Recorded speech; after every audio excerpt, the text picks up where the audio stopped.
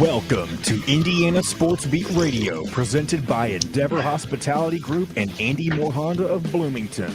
Looks over the middle, second guesses, fires, throws. Does he make the catch in the end zone? Yes! Touchdown! Oladipo to win it. Another one! He got Another it! one! Another one! Huge hole. He's at the 30. He's going to go. 10, 5, touchdown. Jonathan Taylor. Galloway finds Rob Finnessy, who fires the three, and He hit it. Now, from the Golf Club at Eagle Point Studios, here's your host, Jim Coyle. Hello, everybody. Welcome in on this Monday. Indiana Sports Beat Radio coming to you from the Golf Club at Eagle Point Studios, brought to you by our good friends, Andy Moore Honda, and, of course, the WOW Network. Make sure you join the WOW Club. Go to your app in your phone and App Store.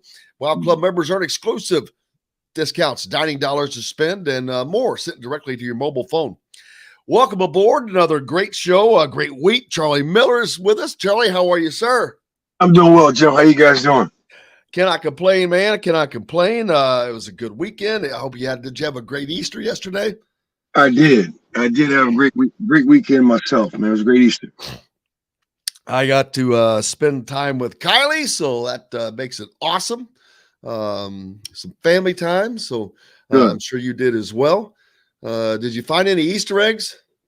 Yeah, My son and daughter they found plenty, and I think they finally got the message about eating too much candy, because 2 nights in a row they said their stomach hurt. So I'm like, I think you finally did it. It's one of those things where hard head makes a soft ass, right? So they finally got it. So experience is the best teacher, man. So it's cool to hear a 6-year-old say, I may need to hold off on candy. And I just, you don't rob those moments. You don't go in to try to teach. Nope.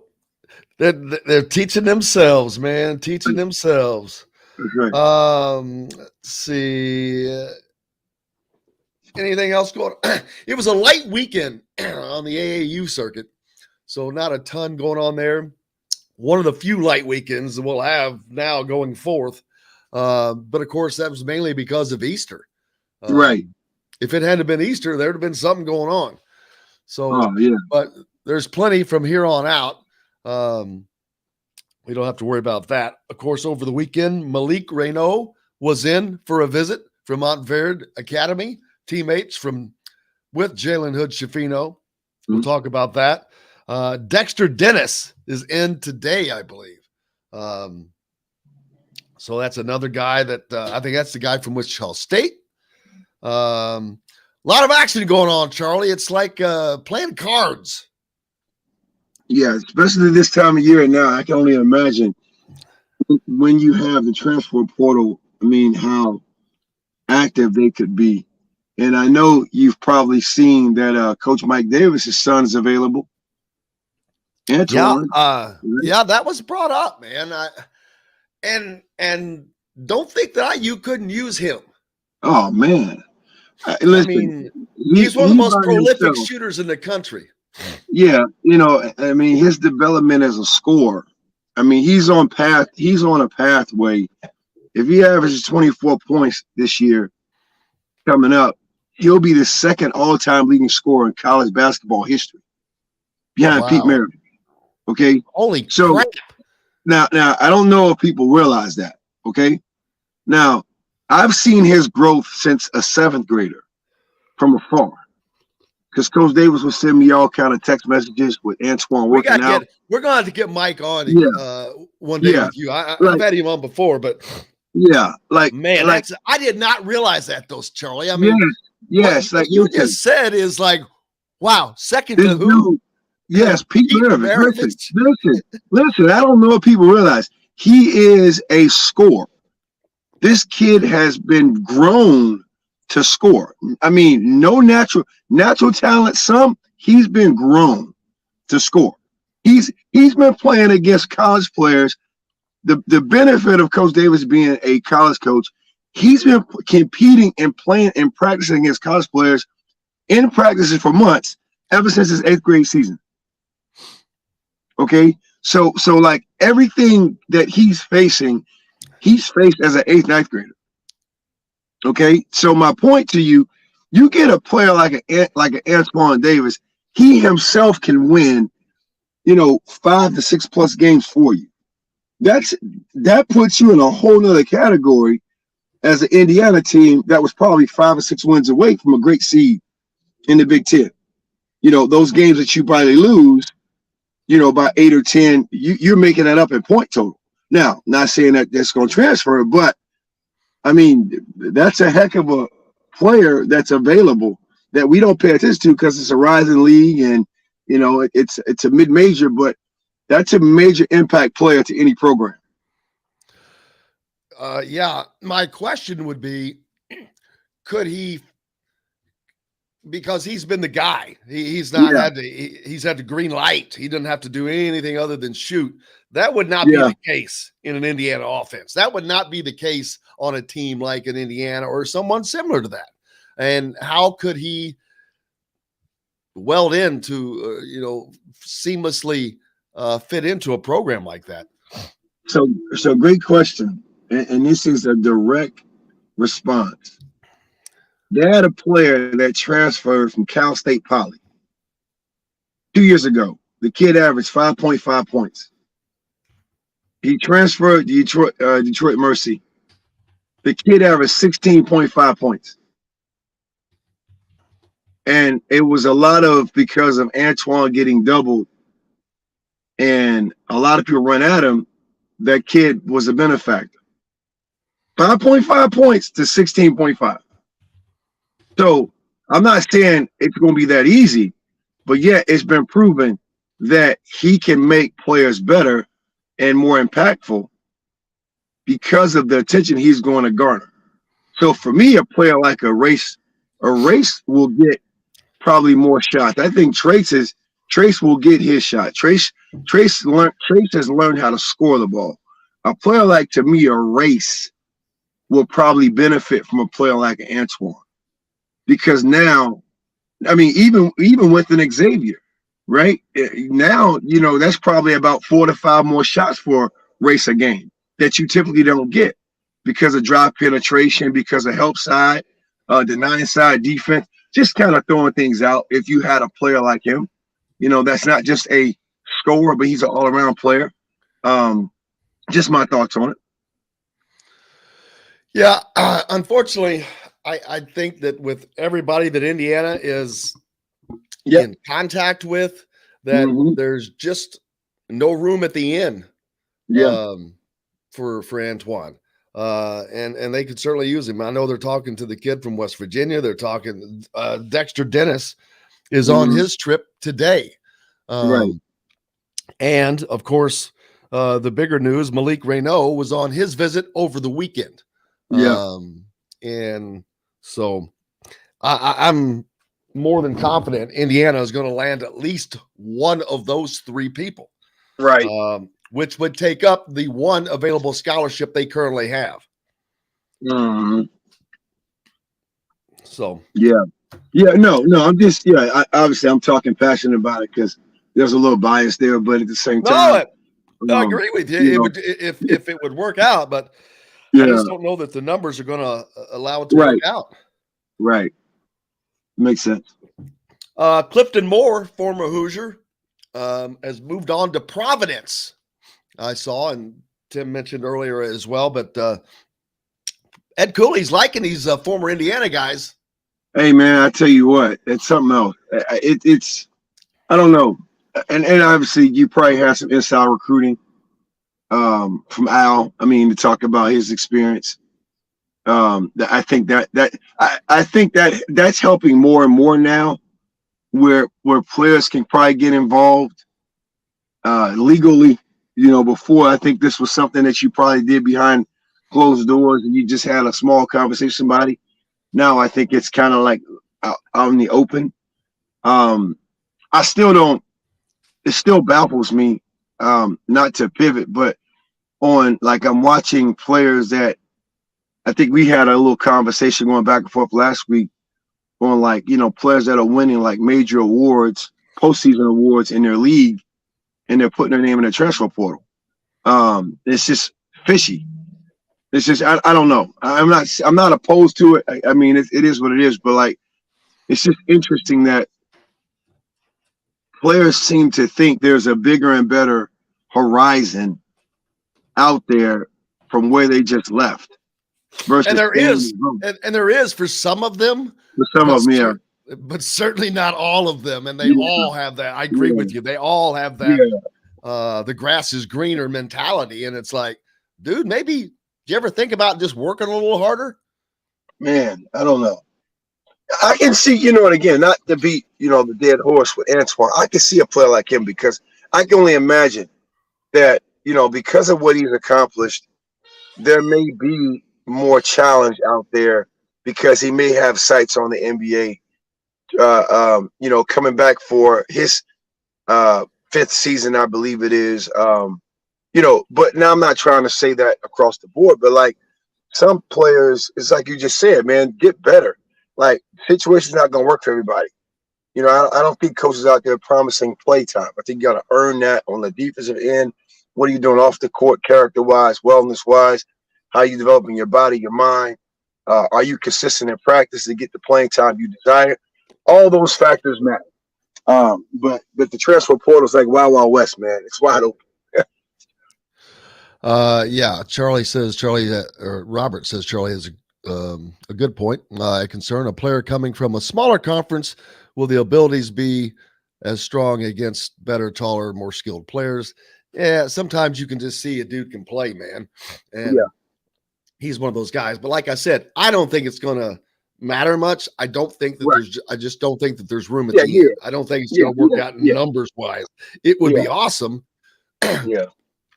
But, we'll see. I just don't see it working out from a number standpoint. I don't think they're going to have the room. It would sure be great, but are you a golfer? Well, yeah, we talked about that. I had a fetish for a minute. I had to slow down on the fetish. I had to kind of withdraw because I was going pretty hard, and I didn't get better. It's like I got worse. I think I practiced too hard and I wanted it too quick, and I never gave myself a chance for lessons. I just wanted to play.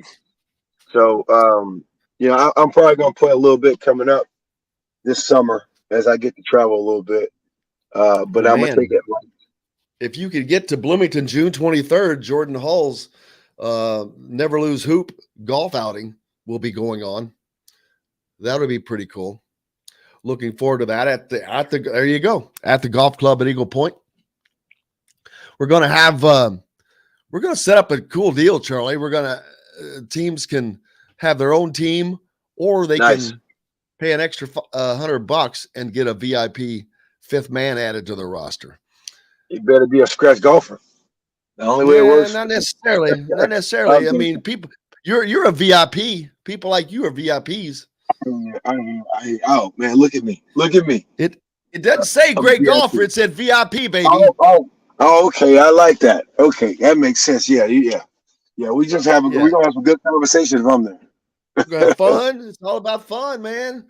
Right. About That's making money for the kids. That's right. But yeah, we'll talk more about that. But yeah, that's in June. But looking forward. Well, might as well talk about it.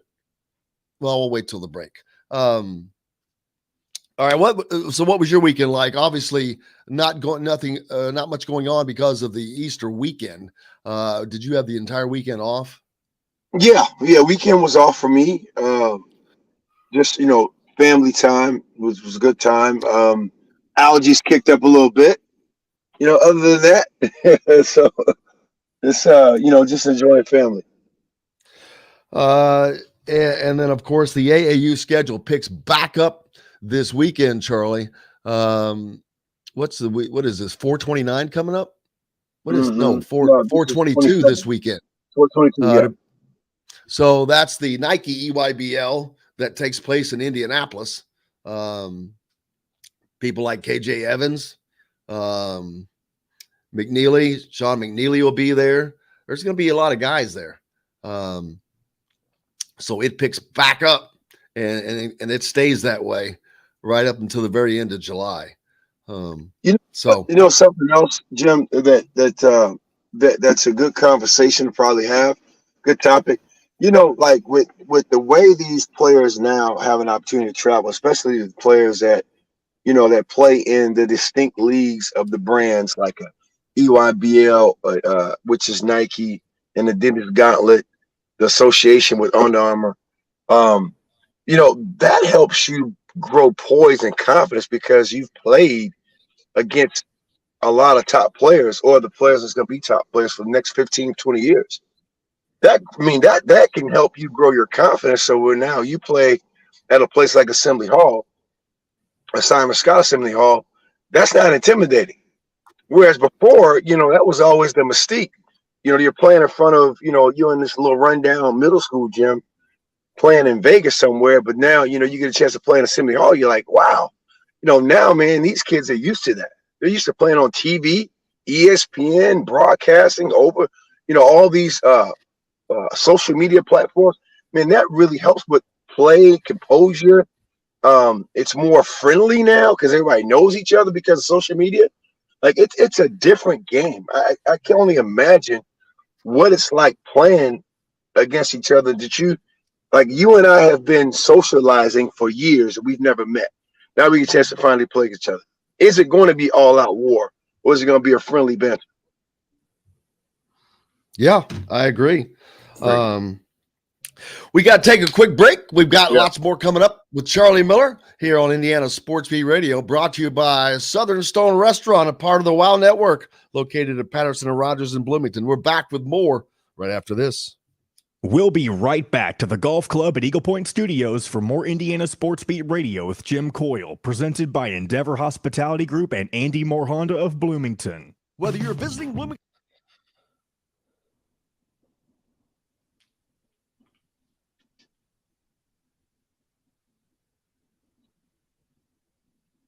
I'll be right back, guys. You good?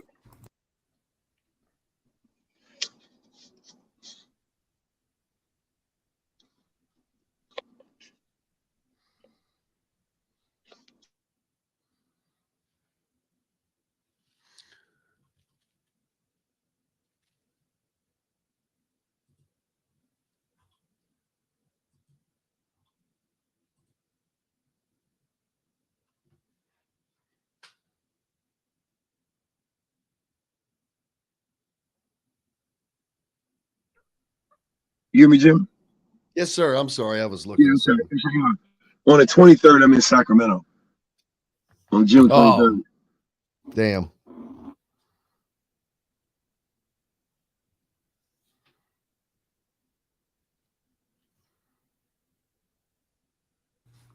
Okay, I'm back.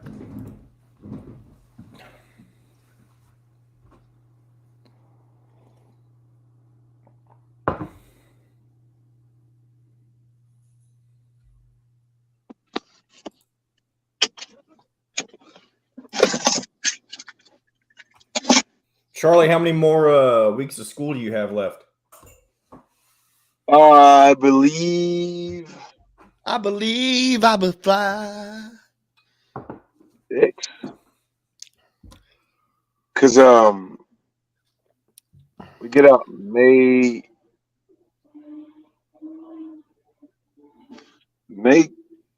about 6.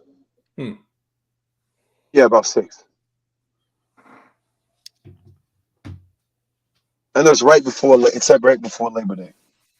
Not Labor Day. They seem to get mixed up a lot. I feel like those 2 days. All those days. Mm-hmm.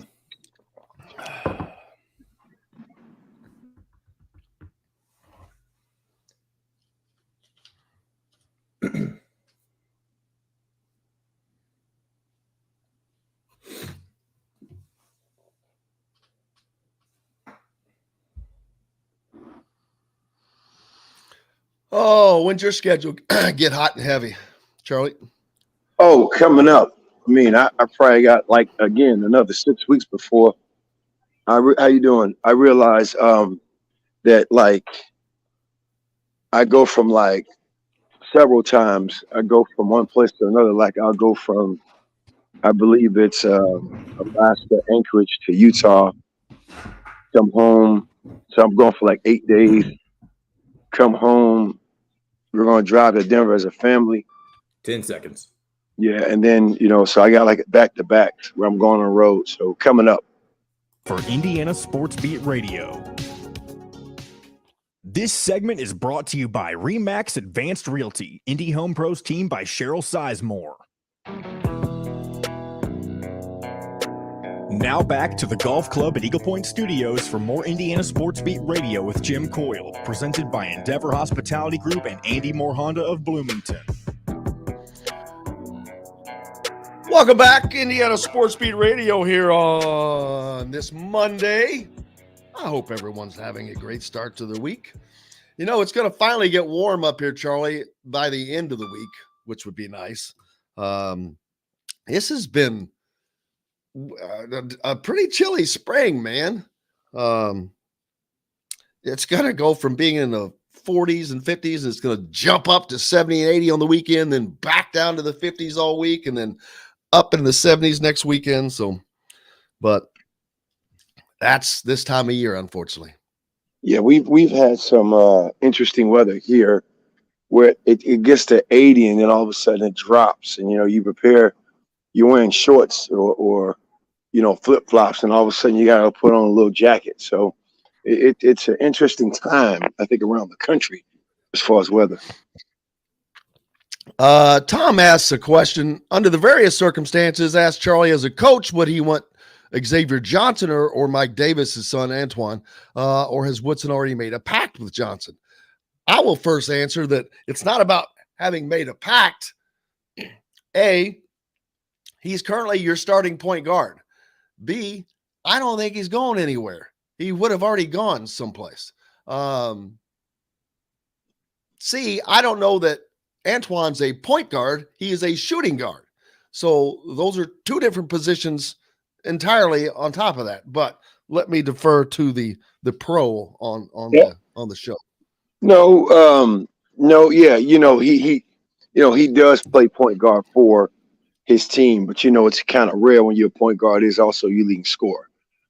However, that tells me you can't be facilitating the ball a lot if you're your team's leading scorer, point guard. Yeah, because you got to bring the ball up. You're doing a lot.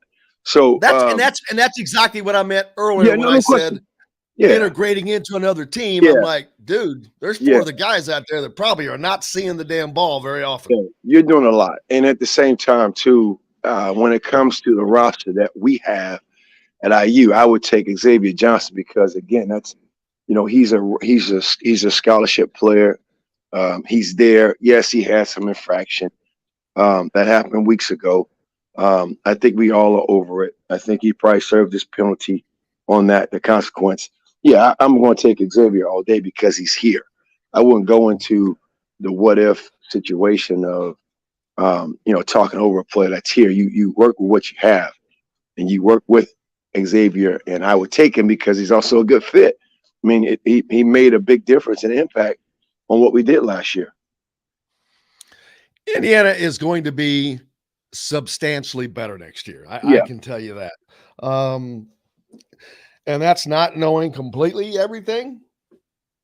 But I think that there's enough known that the pieces that'll be in play and that'll be finalized this week, to be honest with you. I would say for everyone listening that by the end of this week, you will have a much clearer picture on next season's roster, minus Trace Jackson Davis's decision. But other than that, and see, that's a holdup for the staff, Charlie, that unless he has told them, and they are pretty confident that he's not coming, that he's coming back or not coming back, which I'm pretty confident personally that he's coming back. Yeah. But unless, they've had the conversations, which I'm sure you would imagine they have, they've got to, because they need to know that on how hard and who to recruit now. But I think Indiana is going to be a team that is – last year I said they were a top 4 team in the Big Ten. They weren't. Should have been. Next year, I think that they will definitely be a top 3 team in the Big Ten, but I think that they will get it done. I think that Woody learned. I think that some of these players learned through this Big Ten season. But more importantly, and we'll talk about this in a minute too, but the Big Ten has got to change their ways on the NCAA. But before we jump to that, I just think this team is going to be so much better next year, Charlie, having, for one thing, Mike Whitson's second season. I think that first season, he really realized or did not realize you can't NBA this thing. You can't send in 5 different guys that when it's such a substantial drop off in talent, you can't, there are certain things you just can or can't do, and the difference between the NBA and the college game. And I think he learned some of that this year. Yeah, I mean, I think just like anything, I mean, there's always a freshman year. Even though he's a veteran coach, he's coached at a high level, he knows a lot of basketball, you're still new. I mean, you're still too new to the surroundings, the school, the players, and you're trying to implement something called culture that's not that takes time. It takes time to grow. So yeah, and you have a tough task in understanding what your roster is going to look like with your main scorer. Is he going to move on to the NBA if he has that opportunity or not? That's a big hole. Because just my observation, when you lose, 16 or 20 points a game, that's going to be more contributions, yes, and other players that you have. But I don't know if people step up that easily. If you're not used to seeing other players, I'm not going to call people out doing that. You saw it here or there with several players, but like consistently every single game, that's tough to lose. So you need to understand what you're going to look like because it's going to be scored by committee. If not, and you're going to have all hands on deck from everybody that you expected to play to help you score and actually get stops, right? Forget scoring. I think they can score. I think it's about taking pride in getting stops and being aware long enough on what I call lapses on defense and judgments where those second halves, man, we got creamed in some of those games, right? Up by 15, up by 12, all of a sudden this tie ball game 5 minutes in the second half. So we got to figure that out. I think more than anything as a team, how do you play better in the second half? Well, not just better. Yeah. How do you continue just doing what you've been doing? Yeah, how you just sustain. continue. Yeah.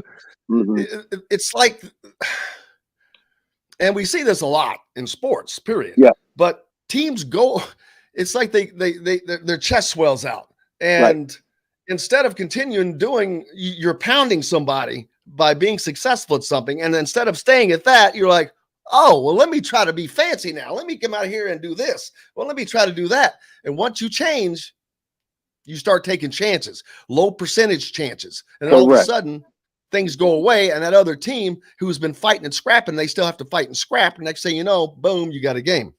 Correct. No, you said it. And that's what, and I think that was like almost the consistent theme that at least I saw and picked up on over and over where, the second halves, who knows what it was about that we just had. It was a lack of judgment, like the possessions, the care for the ball. Now you're letting another team build momentum. And those are the games I think are winnable. And I think that's, to me, if you have a team this offseason, sustainability, maintain something around that realm is what you have to get these players to understand, not only on what they do skill-wise, but to their physicality as well. How they're treating their bodies, because that's the second half that I think, bit us in the butt several times this year Even in wins, you had poor starts to second halves. Do I think that assurance and wrapping that up? Actually, the biggest thing was they had poor ends to Yeah, the halves, poor and ends that's like, that and led to poor but ends that led to that. Yeah. Mm-hmm. it was a recurring theme like nothing I've ever seen, and I'm like, okay, I could not wrap my hands around that. I could not understand what the hell it was that would allow them almost routinely to just go into the tank in the last 5 minutes of the half and the first 5 minutes of the second half. They would allow them to do what they needed to do at the end and then come out and get punched in the mouth again. And I'm like, okay, what the hell? Whether it's changing the lineup at the half or something different, but that was something that really stood out. Yeah, and I think this is what you now prepare for. I mean, you now have a body of work that's not just a hypothetical. I think going off of film, for me, going off of film, if I'm a coach coming into a program, I can only imagine going off of film is hypothetical because you weren't out there coaching it. You have no idea the schemes, the I don't care what the coaches there before told you about their thought process. You were not there. So you're going off of a body of work, watching film, studying hours of film, looking at your plays, your sets, your actions, your counters.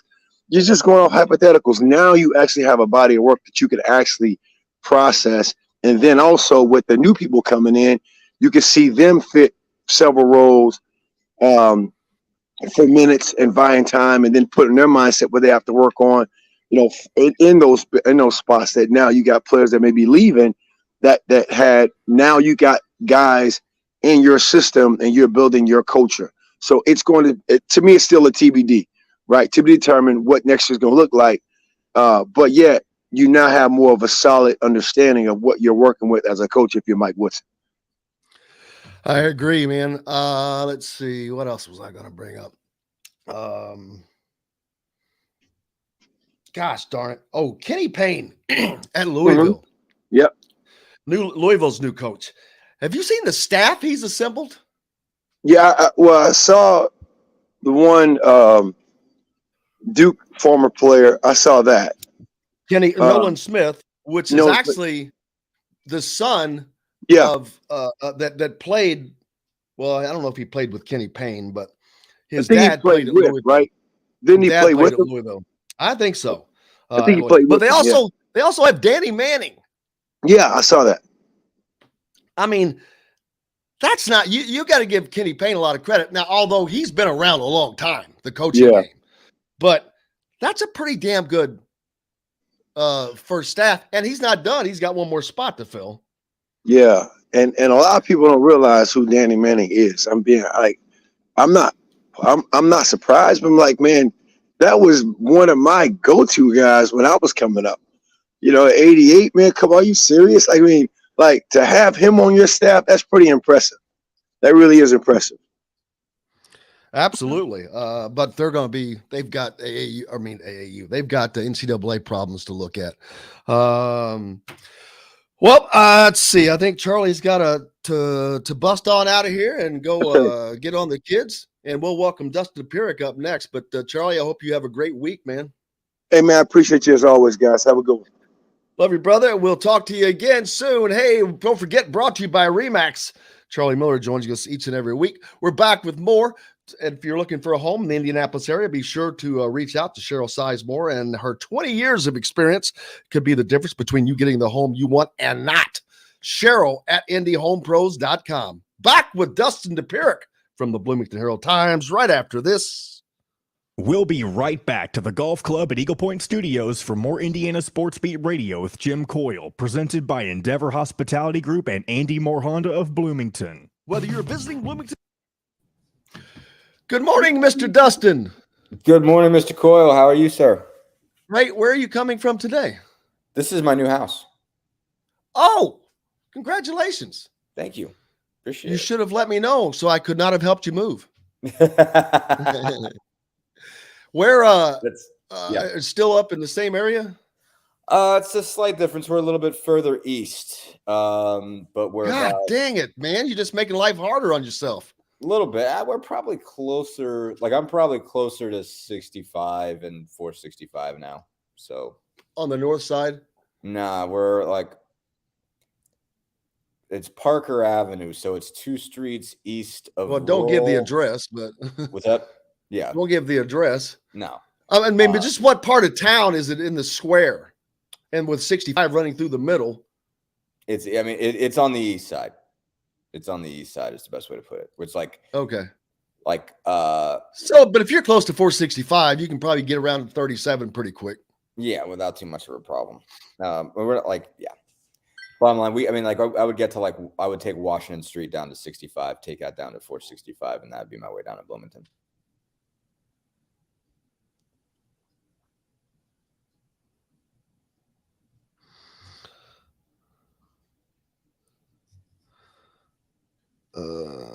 Let's see. We got Jamal Meeks coming on today. There you go. Well, he was supposed to be coming on now with us. They've had a decent amount of snow this morning, and the roads aren't the best. Jamal's on his way, and then we'll be on. And they got snow this morning up in Muncie. Wow. We got it in Indianapolis. I mean, it's not bad. It's not unpassable or anything like that. I don't know if any of it is even on the grass, but it's enough that it's there. Let's see. What are we on? We're on the 9:10 and 9:30. Who's on is 9:30 and 9:50 are both open if he wants to. okay, go it's to perfect. 9:50. Dustin, since he's going to be late, if you want to stay to the next segment with us, you're more than welcome to. Jamal Meeks is going to be on. Sounds good. So are you going to do 9:50 with them, or do you want me? Because I need to move Jim Reamer if that's the case. I'll get on. No, he's just going to be late. Oh, I didn't forward you Okay. this email. Let me forward this to you. All right. 10 seconds. John. Get more to your door with AndyMooreHonda.com. Come see us at the all-new Andy Moore Honda, now in Bloomington. This segment is brought to you by Courtroom Sports Grill in Bedford. Now back to the Golf Club at Eagle Point Studios for more Indiana Sports Beat Radio with Jim Coyle, presented by Endeavor Hospitality Group and Andy Moore Honda of Bloomington. Welcome back, Indiana Sports Beat Radio on this Monday. Coming to you from the Golf Club at Eagle Point Studios, brought to you by the Courtroom Sports Grill down in Bedford. Speaking of which, you've got the big crawfish boil coming up. John, you have that banner to throw up? Not yet. My bad. Boy, he said that to me yesterday. But we got to get that up. Looking forward to. You ever been to a crawfish boil, Dustin? I have not.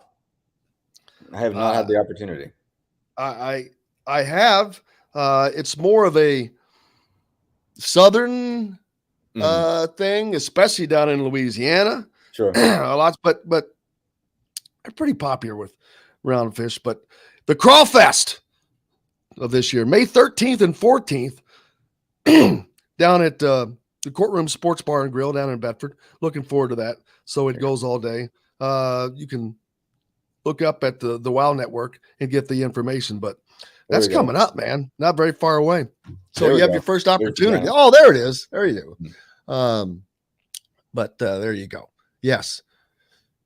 You got to suck the heads. That's the big thing. Right.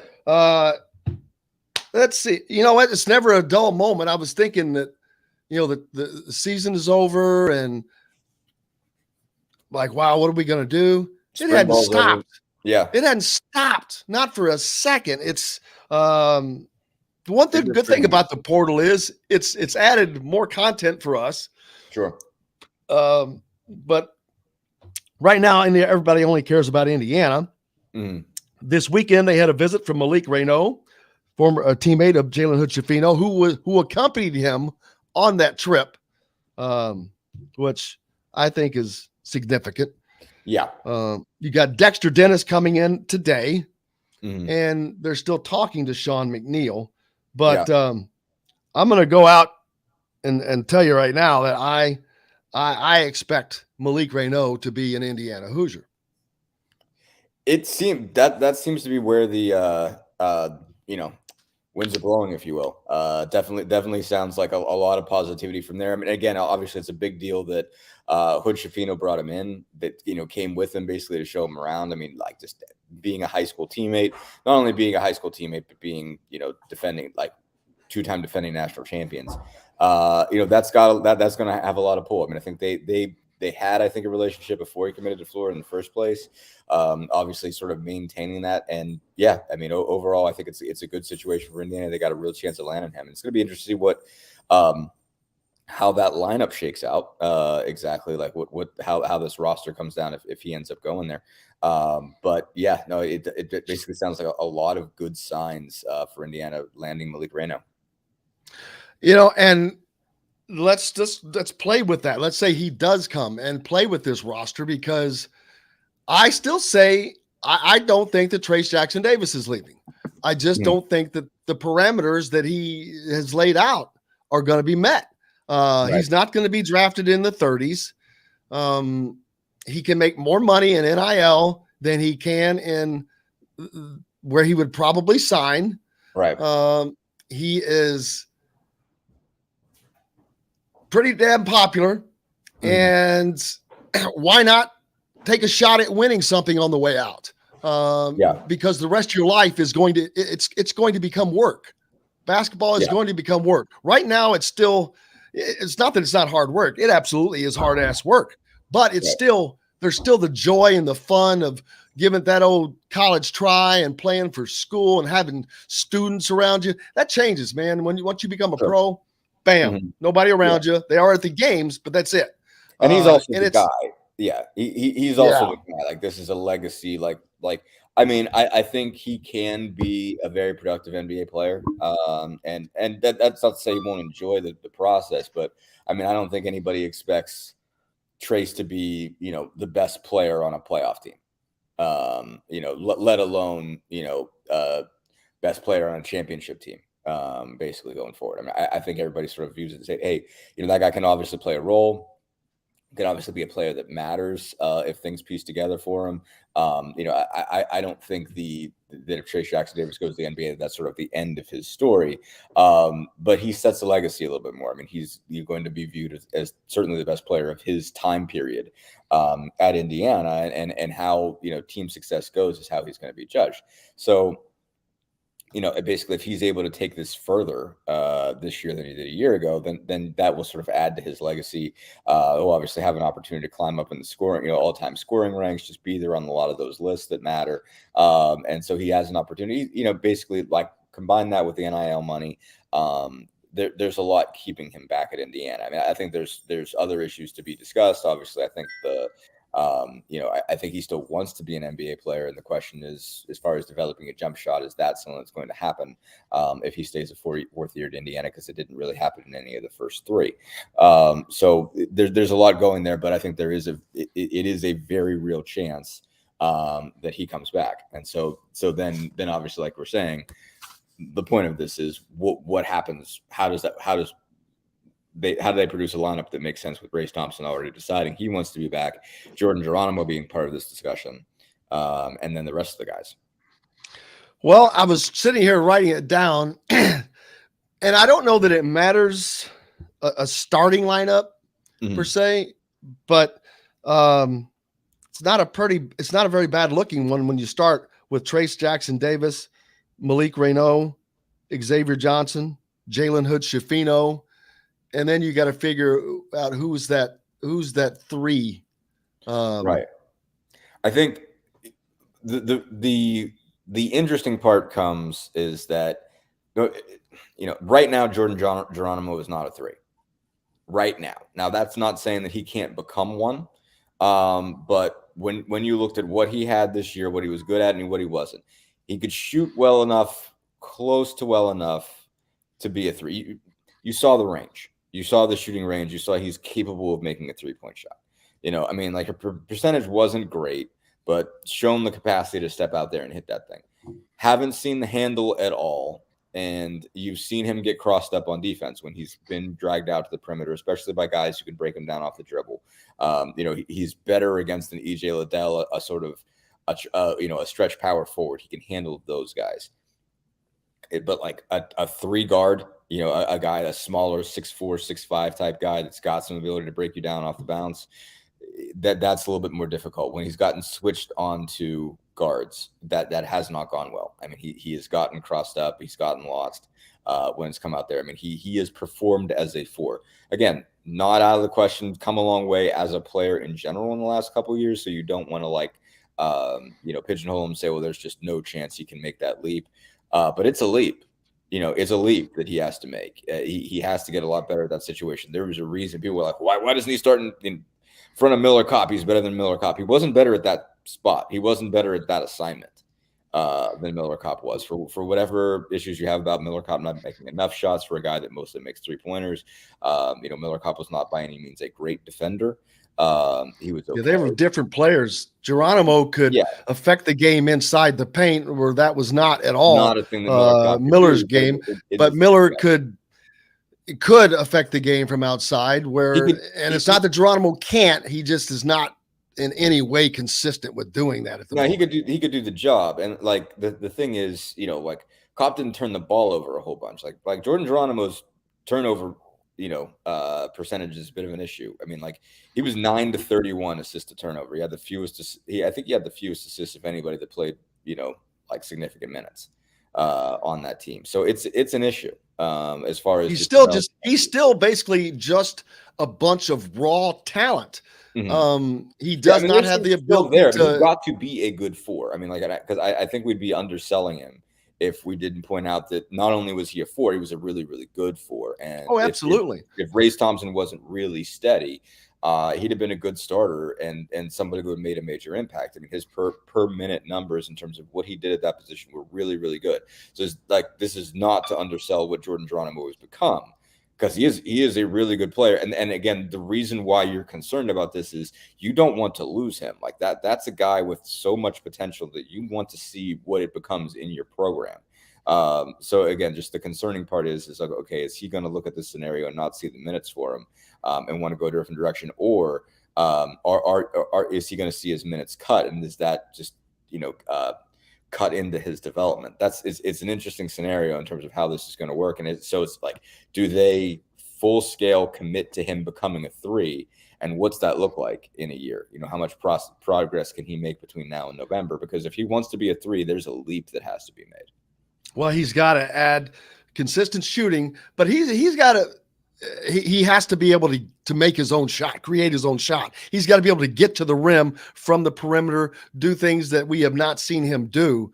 And he has the athletic ability to do that. It's the handle with the ball, turning it over, and it's point A to B, getting from point A to B without something happening. It's the finer details. It's not it's like gross motor skills versus fine motor skills. Like that's sort of the difference. Like he's capable of bullying you and just out raw talenting you, but it's putting the ball on the deck, getting from 25 feet out to the rim and not losing the ball on the way. Like that's a big issue. And so like all of those things is tough. It is just adding that piece to it. I mean, what he mentioned, and God love Geronimo, he is as honest as it gets in terms of really assessing himself and really digging into that. I think it was Tom Brew that asked him about playing the 3 when he had to against Northwestern and what he liked and didn't like about that situation. And he said, I found it odd trying to maneuver as a guard, trying to move around as a guard, because that, the 3 in modern basketball is a guard position. It's a guard. And he was saying that was not an easy thing for him. Let's take a quick break. When we come back, we're going to talk to our old friend Jamal Meeks, former Hoosier and current assistant coach to our other good friend Michael Lewis up at Ball State. Mm-hmm. Hey, you're listening to Indiana Sports Beat Radio, brought to you by the Courtroom Sports Bar and Grill down in Bedford. Back with more right after this. We'll be right back to the Golf Club at Eagle Point Studios for more Indiana Sports Beat Radio with Jim Coyle, presented by Endeavor Hospitality Group and Andy Moore Honda of Bloomington. Andy Moore Honda is Jamal. Good morning. Good morning. How are you, man? Man, I'm great. Above ground and kicking. Are you happy to get out? Oh, not that there's anything wrong with New Jersey, but are you happy to get, at least you're closer to home? Way closer to home, man. My wife's closer to home. Where's your wife from? My wife's from Richmond, Indiana. Oh, okay. There you go. And her family lives. Oh, yeah. Mom lives in Indianapolis now. So you're all. sisters. Oh, that's even perfect. You don't even have to split the difference. Richmond's out there an hour and a half, but right. And where were you from in Illinois? I'm from Freeport, Illinois. That's the town Where is that? I went to high school from. Went to high school. I was born in Centralia, Illinois, which is southern Illinois. Then went to Freeport High School in northern Illinois for high school. I was just curious. I mean, I knew you were from Illinois. I just couldn't remember all that. Yeah, I'm not far from Chris Reynolds. There you go. Oh, yeah. Yeah, There you go. from Peoria. We used to ride home together over Christmas break. So that was our. Is that a laptop? Yeah, it's laptop. Can you turn it a little bit? The sun is coming in. Oh, look at this. Boom. Magic. That worked. There you go. There we go. That better? There we go. Man, has the family moved in yet? Moved back? The family's not here. I have a young son that's a sophomore in high school. He's finishing up school in Jersey. They don't get out of school until the middle of June. Oh, yeah. Yeah, so my wife and my boys are in Jersey finishing up high school. This is awesome, man. It's amazing the coaches that are back in this state right now. Yes. I'm very excited, man, to get the opportunity to work with Mike. I've watched him play. He watched me play. We're friends. Tight with his family. So it was a match made in heaven for this. How much long we got, John? 1 minute. 1 minute. 1 minute. Well, I guess you're used to the cold, man. New Jersey ain't too warm, so you're up here in Muncie. It's sunny in Jersey. I FaceTimed my wife this morning. She's out walking the dog on the beach, and it's sunny. On the beach. Yeah, she's out on the beach walking the dog this morning. I got bad news for her that she already knows, but there are no beaches in Muncie. No. All right. The beach for the cornfields. Sorry. We'll trade it. We'll trade it. Okay, here we go. You getting the home you want in today's tough housing market. Reach out to Cheryl Sizemore from Remax Advanced Realty at Cheryl@IndyHomePros.com or 317-298-0961. Cheryl Sizemore from Remax Advanced Realty. Let Cheryl Sizemore get you in the home you want today. Cheryl@IndyHomePros.com. This segment is brought to you by BB's Market in Bloomington. Now back to the Golf Club at Eagle Point Studios for more Indiana Sports Beat Radio with Jim Coyle, presented by Endeavor Hospitality Group and Andy Moore Honda of Bloomington. Welcome back. It is Monday here at Indiana Sports Beat Radio, brought to you by our good friends at BB's Market, part of the Wild Network. Make sure you go down there and get all your great meats. Of course, Dustin Dopirak from the Bloomington Herald-Times is with me as always. And we're joined by our good friend Jamal Meeks. We haven't talked to for a long time, but he is back home in Indiana. Well, he's originally from Illinois, but we still consider him a Hoosier. Jamal, how are you, man? Man, I'm great this morning. Thanks for having me on. Thanks for joining us. Dustin Dopirak from the Bloomington Herald-Times is with us as well. But this is just so exciting. It was exciting to have Michael. He was with us last week, but to get to come home and coach up in Muncie at Ball State. And then you've been in New Jersey at Monmouth for a while. But for you to get to come back home, that's got to be exciting as hell. Oh, absolutely. Absolutely. It's definitely, man, definitely in our plans to get back to the Midwest and had an opportunity to talk with Mike and him getting this job and then get a chance to bring us back. So we're very excited and ready to work. And getting into coaching in Indiana, recruiting in Indiana, that's a challenge in and of itself. But because you've been kind of through that in a way of playing here, you know what it's like here. But what is it like coming back to this state to coach? Well, it's awesome. You know, the thing for me is you get to see familiar faces again. You know, out in New Jersey, you know, you go around there and basketball is not as, not Prevalent. as crazy as it is prevalent there in New Jersey as it is in Indiana. And then, you know, all the fans, you know, people in Indiana, they know all the guys, know all the players, know all the coaches. And then just, you know, just heavily involved with basketball. And it's definitely a treat for us to come back and to be involved with that.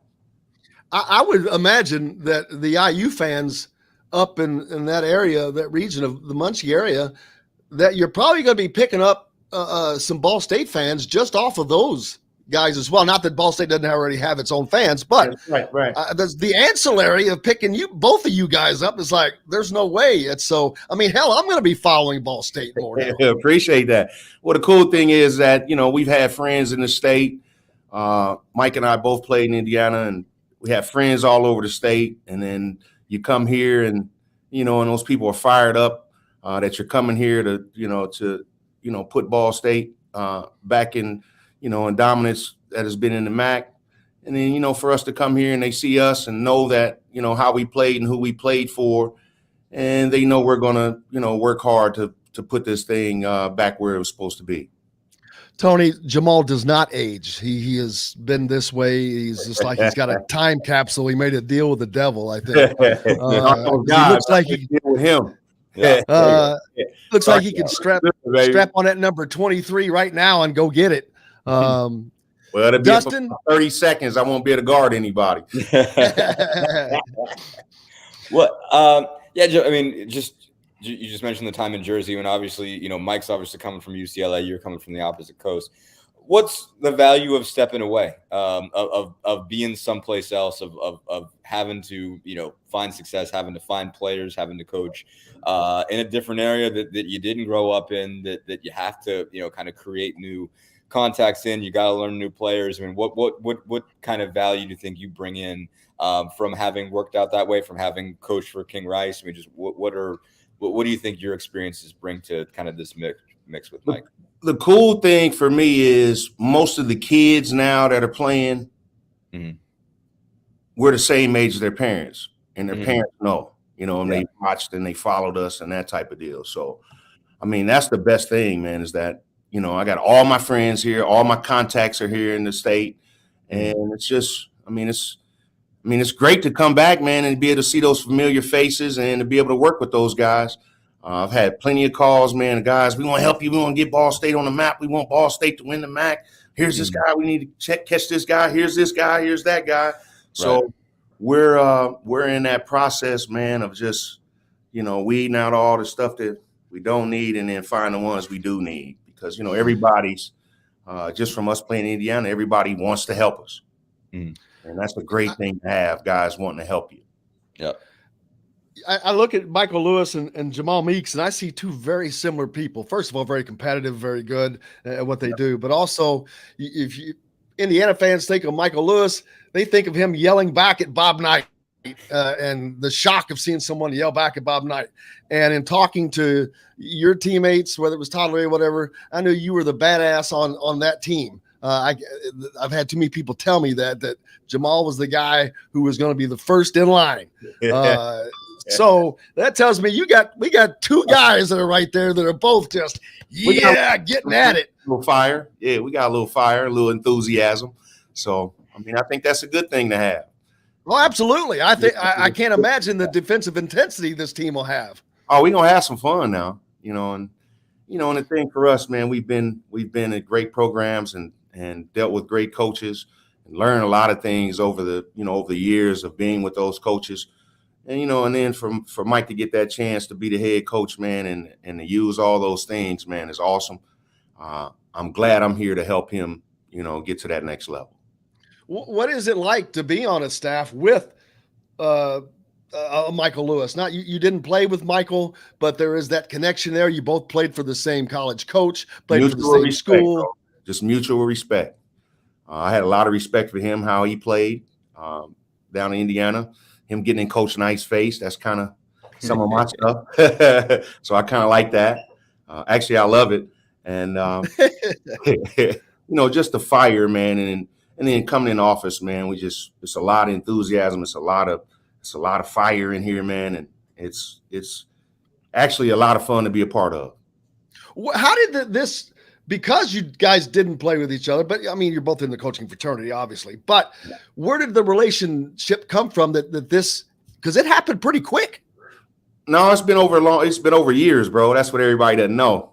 When I was recruiting, when I worked for Dan Dockich over at Bowling Green, I was recruiting a kid down in Southern Indiana named Adam Seitz. Adam he ended up going to Evansville. And I was driving from Bowling Green to Southern Indiana to recruit this kid. So the times I was driving down there, Michael's family lives in Jasper. His dad was always respectful, always awesome to me. And he told me, hey, man, if you're ever in this area, you're driving down here and you got to recruit somebody and you need somewhere to stay, man, you make sure you call me. Okay. And I was like, all right, I'll call you. I sure will. Appreciate that, Mr. Lewis. And he's like, I'm serious. You better make sure you come down this area and you come to recruit and you don't call me, man. I'm going to be pissed off. I said, no worries. So I got down there and recruit Adam, called Mr. Lewis. Mr. Lewis invited me to their house, fed me, had a bed for me to sleep in. I was like, no, I want to watch some TV while I'm up, before I fall off. So I lost the TV downstairs, had the whole basement set up for me, bed set up, food, shower, whatever you need, you do it, and you take off. So stayed there a couple times, driving down there. And it's Lewis Marriott. So wow. The Dewdrop Inn. That's why I call it the Dewdrop Inn. So had a couple of nights staying at the Dewdrop Inn. Wow. Hey, what about a home and home series with IU and Ball State?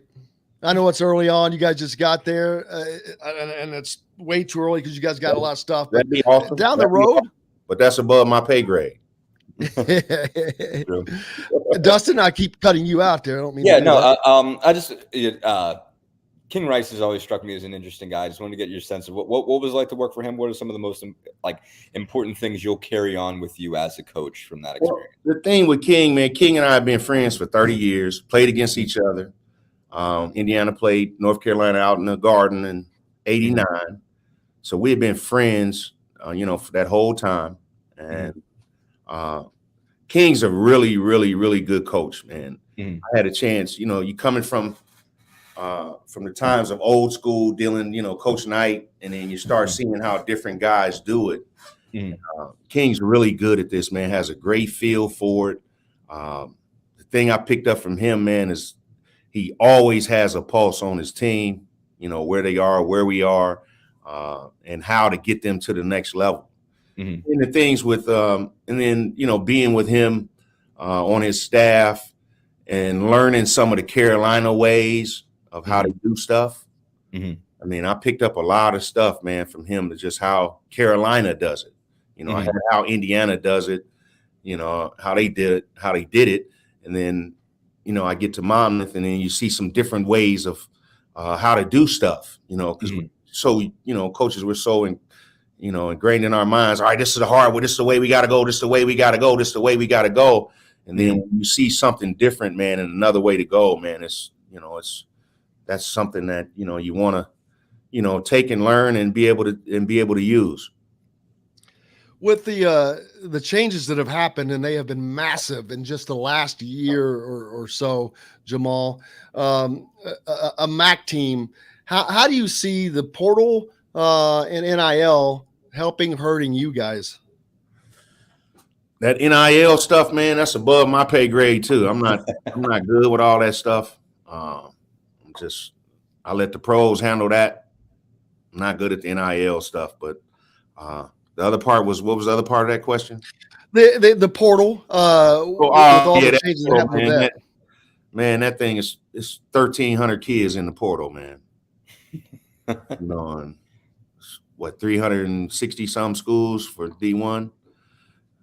Man, that's a lot of numbers. I mean, you can fill up all the teams right now with guys that are in the portal.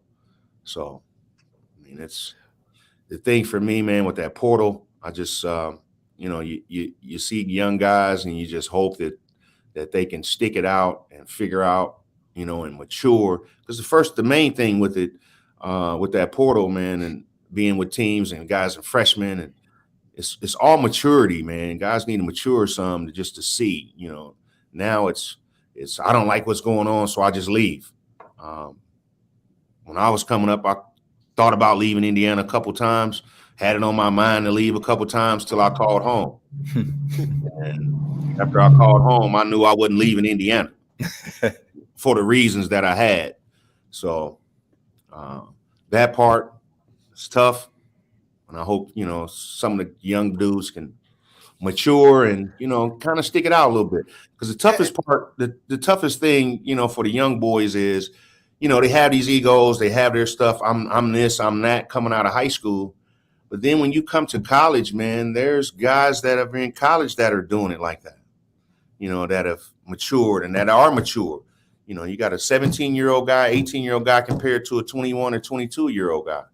I mean, that's a big gap, especially for young males. I mean, we don't mature as fast as the young ladies.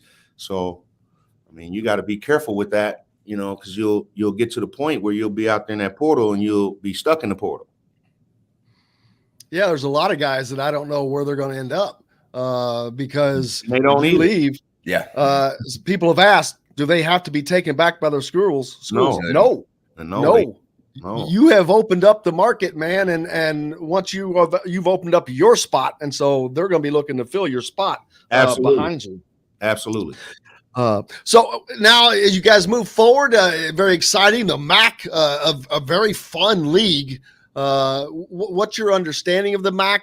I mean, you come from Illinois, you played in Indiana, you're very, very familiar with it long before. I coached in the MAC before with Dan Dockich over at Bowling Green. Oh, that's right. It's right at Bowling Green. I forgot about that. Yeah, I was over at Bowling Green. How long were you there? I was in Bowling Green three years. I was there 3 years in Bowling Green. So the MAC is maybe the greatest mid-major conference tough that league, there is. Man, and it's a grinder. The first round of being in the MAC, Bonzi Wells was here. Wish we can get him back. Wish we can call him back. Put that 42 jersey on, get a couple buckets and lead the nation in steals and all that type of stuff. I think we need a little Bonzi around here. Mm-hmm. Well, you got a lot of kids in Indiana. That's another great thing, though. The state of Indiana produces so much talent. Yeah. And I think because of that, a lot of times guys get overlooked, and not necessarily overlooked, but sometimes there's just not room for everybody. Man, I'm telling you, I've always looked on teams' rosters all over the country, and there's always one kid from Indiana somewhere in the country playing. So the state is basketball rich, which is, a great testament to the state and all the coaches and players. I mean, it's always kids from Indiana on somebody's roster somewhere in the United States. I tell you, Indiana could use one of you as you finished your career as a 40% three-point shooter. They haven't seen a 40% three-point shooter since Pat Graham, probably. I took 10 shots. Only took 10 shots. Hey, not quite true. That's why they say work smarter, not harder, baby. Yes, work smarter, not harder. 10 shots. I mean, I made 4 of them. I'm all right. You got to keep those numbers up, man. You got to keep those numbers up. Yes. What are your? So you come into a new school, a new league. I know the people in Muncie are just over the moon excited about this. They are just jacked. Absolutely. That's great, man, to come into a situation where everybody's fired up and want our university and our basketball team to do well. And those people saying those nice things for us to, encourage us to do well, man, that's a great feeling, because it could be the other way where people are looking at you, turning their nose up, and not wanting to support you. So definitely grateful that we have the support that we have. And we're looking to push this thing, man, to, where Ball State's been. Dustin? I wanted to go back to what you said about, calling home when you were thinking about leaving Indiana. What were your concerns, your complaints? What did you call home? What did your parents tell you as to why you were staying in Indiana? And how do you think you can take those experiences and have you taken those experiences and told guys, hey, this is, I had the same thoughts. I had the same concerns. This is why you should stick it out. Well, I had something to say. Coach Knight, he mad. He don't like me. He don't know what he's doing and all that. And he don't like me. And this, well, my mother, I had a single mother. I'm the oldest of 7 kids. So my mother, when I called home and said, I can't take it here. He don't like me. He this and that. My mother got on the phone. She said, hey, that man's been working at Indiana University for 20 years. Okay. He's been doing that for 20 some years. Okay. That man knows what he's doing. Okay. You don't. All right. So shut your mouth and do exactly what he tells you to do. Okay. And stop calling my house with this nonsense. You hung up the phone. So whatever you got to do to get yourself together to do what that man wants, then you better do it. Oh my God! Thank God for parents, for moms. I mean, it's just so funny. Yeah, like don't call my house with that nonsense no more. You got opportunity to go to college, you got an opportunity to play basketball, and you're calling in here complaining. No one has time for you to complain. No one wants to hear it. Okay, right. Don't call my house with that nonsense. Goodbye. Have a great week. Click. Are kids too soft now because they have too many options? Or softer? Parts of it. But it ain't the kids, it's the parents. They've done certain things to allow them to do certain things and allows them to act a certain way. So that's how that works. Right. When you were at IU, what the biggest disappointment, whether it was a loss or anything, what was the thing that hurt the most? Just I had a chance to tie our game up in Duke game, and Coach Knight set up 92. 92.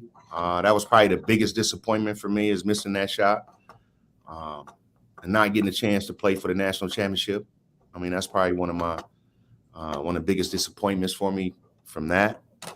But the greatest thing for me is that I got a chance to meet great friends, be at a great university, and play basketball at a high level. I mean, you were on some incredible teams with incredible talent around you. It was so that's when I was in school, Jamal. So yeah. I remember it very vividly. And it was amazing. I mean, you and Graham and, Bailey comes along, but Eric Anderson and Leary and Calbert, Greg, Chris Reynolds, yes. On and on and on. Jones. Well, that's right. You played with Jay Edwards. Oliphant. Jay Edwards? All those guys, man. I think Jay Edwards is the most clutch shooter in Indiana history. I agree. Personally. I agree. The dude was just ice. Yes. What was it about him? He's like, not that he didn't care, but he had no worry. He was not concerned that shot was not going in. No, because he had done it so many times. I mean, he'd shoot that thing so many times like that, he knows it's going in. And then for us, for watching him, every time he shot it, you thought it was going in. And then when he missed it, you were like, oh, wow, what happened? Because you just knew most of the shots he was putting up were going in. And then the talent level, his talent level, his basketball IQ, I mean, off the charts. I mean, it was unbelievable how smart he was and how good he was at the game, and knowing the game. And then everybody's like, why is he don't look like he's moving? Well, he's moving and he's getting exactly where he wants to go. It's just everybody can't do it like that, and just him being that smooth and be able to get his jumper off and make those shots, man. I mean, that's what he grew up doing. You were talking about earlier how when Dustin asked you about some of the reasons why you may have thought about transferring. John, if you've got that clip, just this was one of the more about Brian Evans. John, if you've got it there. Hey, wait a minute, how are we doing, Brian? Does that bring back memories? I mean, I know it was for Brian Evans, but yeah, it's usually Jamal. What the hell are you doing? Yeah, that was small one for him. He only had a couple of them. I got most of those when I was there. Oh man, I ran into that one day, and I had just finished talking to Brian. I just started laughing, and I took that down and sent it to him. Oh, I just can't imagine. Dustin, what do you have? What were we on last? I'm screwing Dustin up. He's probably got a nice little story he's going to pull out of this, and I keep screwing up, taking it the wrong way. So you just go in a row, Dustin. What's different about recruiting the Midwest and the East? Well, in the Midwest, I know most of the guys, you know, and then most of the people. The thing for me, man, has been good. Recruiting is most of the people know who I am. You know, their parents, they've had an idea, and they talk. You know, I say my name, and they go, "I know that name. I know that name. I know that name." Yeah, especially on the East Coast, you know, it was, "I know that name. I know that name." So when I played in Indiana and Cowboys, "Oh, I knew it. You know, I saw y'all." So, you know, the Midwest, I have more contacts. I built some contacts out in the East, so we have those too. So that's added to the list there. But the Midwest, man, has been my home. A lot of my friends, family are in this area, so just moved around more here in the Midwest, you know, and have been to a lot of different towns and cities throughout the Midwest, and and have created friendships with a lot of people all through the Midwest. So most of my ties are here in the Midwest. Do you see different play? I mean, do you see a different style of player? I guess. Do you see New Jersey was different. Just being in Indiana all that time, and how they do basketball was different. But the talent level, man, is talent all over the country, and it's just the way that Indiana, I was showing guys the high school games with 4,000 or 5,000 people at the high school games, and just showing those guys that type of stuff that that's different. That's what makes Indiana different. There's 7,000 or 8,000 people at a high school game. Showing guys that in New Jersey, and they were just, in awe of that. And then for high schools to have the gyms that big, East Coast is field hockey and lacrosse and all that type of stuff, So, when they see basketball and then see those crowds like that, man, it's unbelievable to them. Right. Well, and recruiting has got to be a lot easier because as I look down here, there are 15 AAU events starting April 1st, and then stopping this is before you get to the Adidas Gauntlet and the Peach Jam and all that. But there are 15 events all in Indianapolis, the Indianapolis area, minus a couple in Fort Wayne. Yeah. So that's got to make recruiting a hell of a lot easier. Yeah, well, you just get to see guys, and everybody's playing, so the cool thing, everybody's streaming all these games and all that stuff, so you get to see guys all the time. That's awesome for us, especially for us. We don't have to travel that far to go, see all the AAU guys from all over the country. Dustin? I'm good. I didn't have another one. Okay, just want to make sure. Just Jamal, I cannot thank you enough, man. But I look forward to doing this again. We love following you guys down there at my spot. Now we still got to go eat that steak at the spot. Waiting on you, man. All right. And I've got a date. As a matter of fact, I'm going to send you something. I'm sure you know Jordan Hulls, right? Yes. All right. He's got a golf event this summer. Got a golf event this summer, so I'm going to send the information to you here in Bloomington, and we'll do both of those. Kill two birds with one stone. Yeah, but I'll just drive the cart because I don't even golf with. That's all you got to do, man. You just got to show up. Good at driving that cart, man, and making sure the beverages are cold. That would be even better yet. Good at that. Yeah, but just don't have too many beverages while you're bringing the ones around. Jamal, man, thank you so much. Tell Michael we said hey, and thanks to you guys again. Looking forward to doing it again, buddy. Thank you, and good luck. We'll keep thanks, track. man, for having me on. You bet. All the time. Jamal Meeks joining us here from the Ball State men's basketball staff. Hey, we're back with more Indiana Sports Beat Radio. Dustin Dopirak from the Bloomington Herald was with us as well. I think you're leaving as well right now. I am. Dustin. So thanks to both these guys. We'll be back with more brought to you by BB's Marketplace here in Bloomington right after this. We'll be right back to the Golf Club at Eagle Point Studios for more Indiana Sports Beat Radio with Jim Coyle, presented by Endeavor Hospitality Group and Andy Moore Honda of Bloomington. Whether you're visiting Bloomington. Thanks as always, fellas. Thank you, Jamal. I appreciate you, brother. Thank you, Dustin. And I'll send that info to you, Jamal. But just to get you down here. But that would be fun. But yeah, Absolutely. Appreciate thank you, buddy. Taking the time, bro.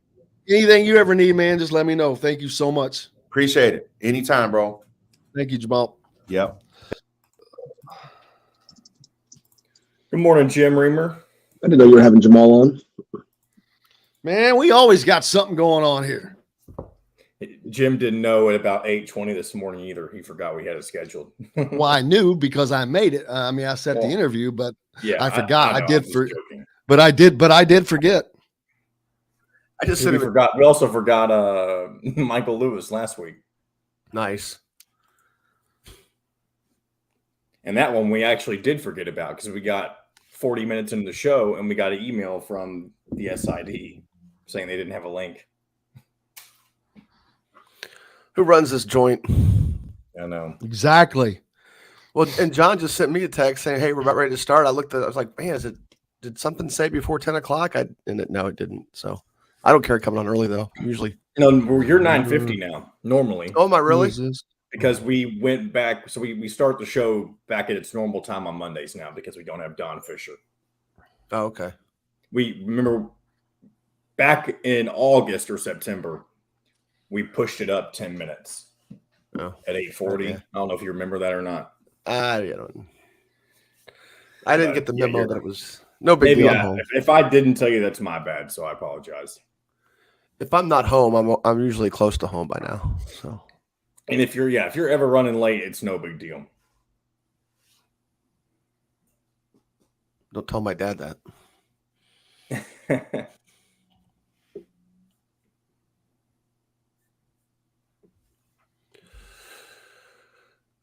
What are we talking about today? I don't. Not a lot going on this past weekend, so I guess we got to No. talk about what's coming up.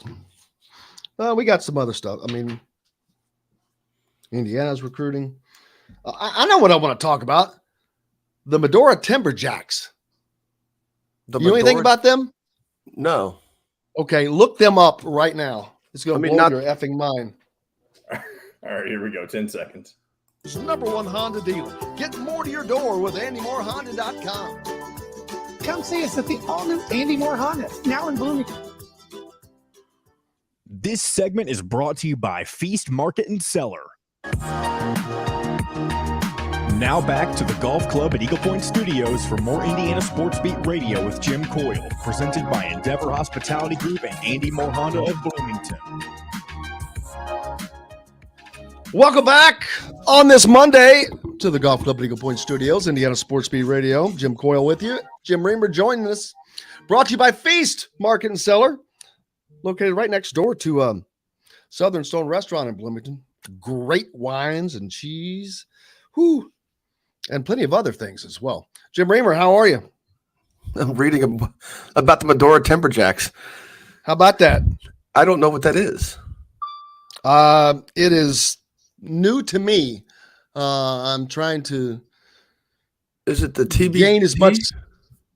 No. It's some kind of league. It's like a semi-pro thing. But yeah, it's just odd where it's located. I mean, I like the idea of it just because, well, there's the basketball league logo. What's the TBL? What is that? Is that the stuff they're doing with? Gosh, I don't know. Well, TBL 's there's a kinda- big. I mean, they're part of the TBL. They are. Yeah, that's what it says on their website. Oh. Well, that changes things altogether. Then that makes Yeah. complete sense.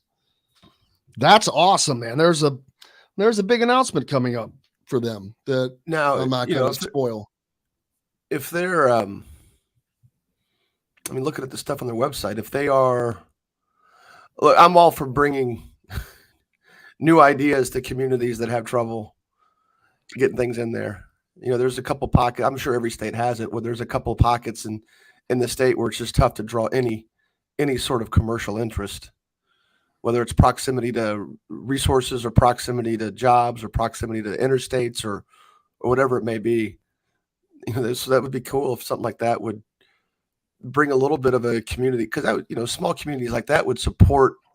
I think that's incredible that to have a TBT team there. Well, it's the TBL. The basketball league, so not it's the not basketball tournament. Yeah, right. I think some of the stuff there we go. I was getting ready to say Kokomo. So evidently they've already had games. So this is not a new thing. Yeah, Kokomo Bobcats, because I know about the Kokomo Bobcats. I don't understand how it's so under the radar.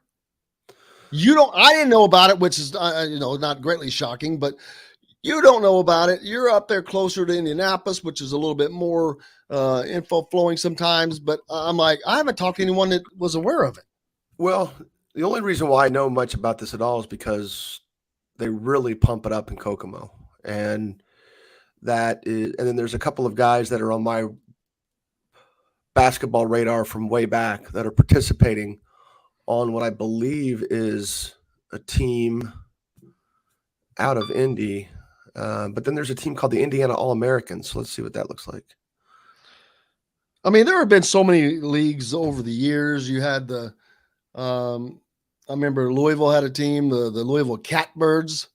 Then the ABA had a reincarnation in the early 2000s. I was the sports information director for the reincarnation of the Kentucky Colonels.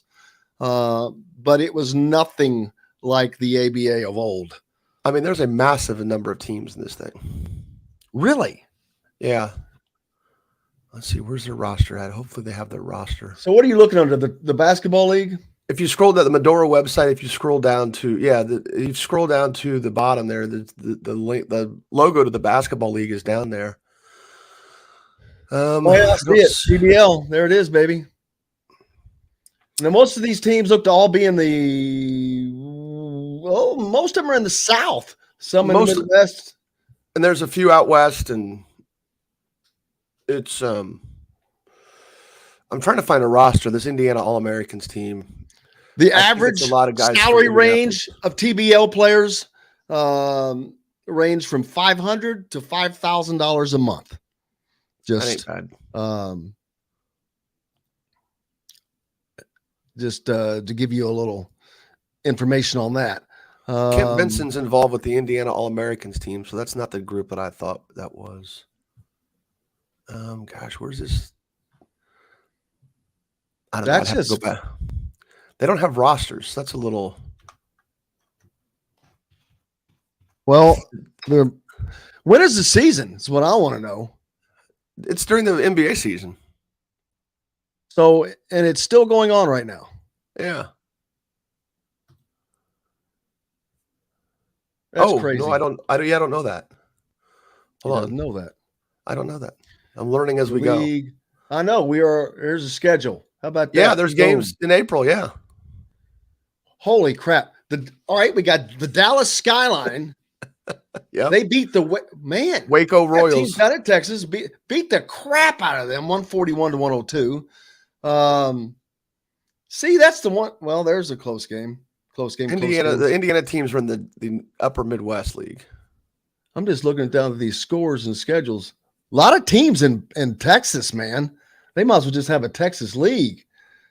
I mean, Shreveport's not in Texas, but it's down there close. And you got Beaumont, Sugar Land, down by Houston, Dallas,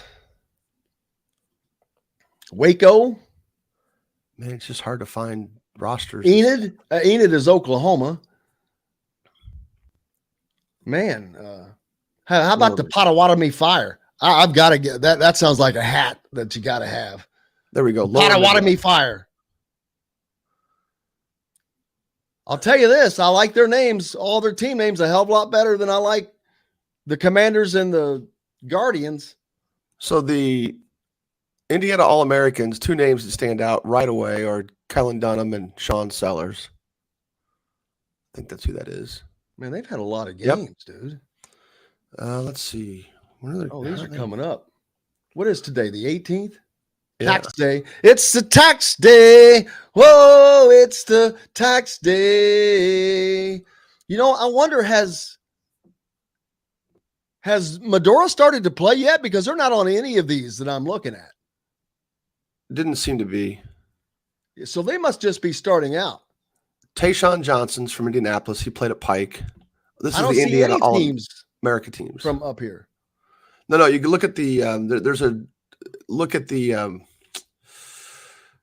just below the word schedule, you see tabs of Centrals, Lower Midwest, Northeast, Southeast, Upper Midwest. and West. Yeah. So go to the Lower Midwest. Oh, I'm in the Central. Jeez. Yeah. So there's Tayshawn Johnson, who's from Pike, Sean Sellers, who's from Greensburg. He played at Ball State. You've got Marquez Morse, who might be an Indianapolis kid. Kellen Dunham, of course, that's the big name there. Isaac Edmondson, don't know who that is. Brandon Hassel, don't know who that is offhand. And Aaron Larson, don't know who that is offhand. Okay. You've got in this league, or in this division, let's see. You've got Medora, Owensboro, Detroit, Kokomo, the Kentucky Enforcers. Not sure where they are. Roster. Here we go. That's what I want. This is crazy, man. This is just some crazy stuff. But is this Lebanon, Indiana? Doesn't look like the season. The season runs from it's a short season. Pete says just like a 2-month season, March 6th to May 28th. Yes, I am in contact with Maurice, and we will be talking more soon, or having more information for you soon. Probably going to be doing something, but we got to see if the schedule works out.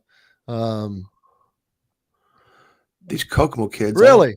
The Truth says his nephew plays on the team from Detroit. Nice. How about that?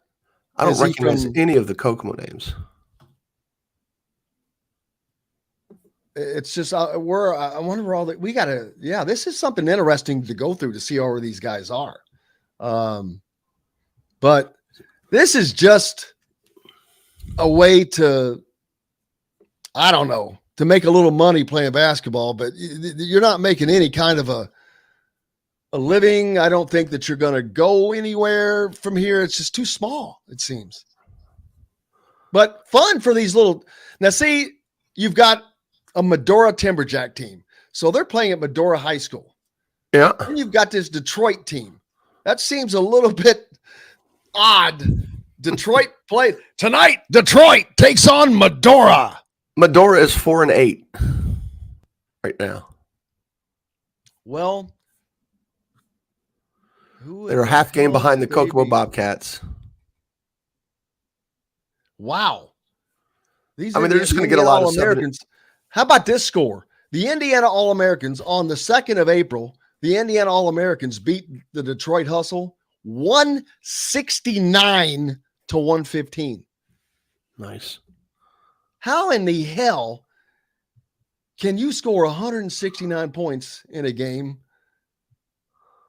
That's amazing. I mean, there is no defense whatsoever.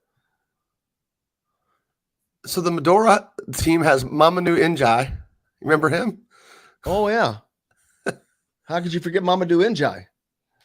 Didn't he play in the Big Ten? Wait. I thought he was one of Howard Stern's first characters. No. Mamadou Njai. Hold on a second. You get all these players over to the right.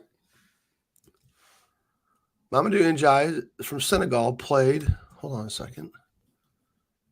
Played for Golden State. Hold on. Is this the same guy? Hold on a second. No, maybe not the same guy. Maybe his kid or something.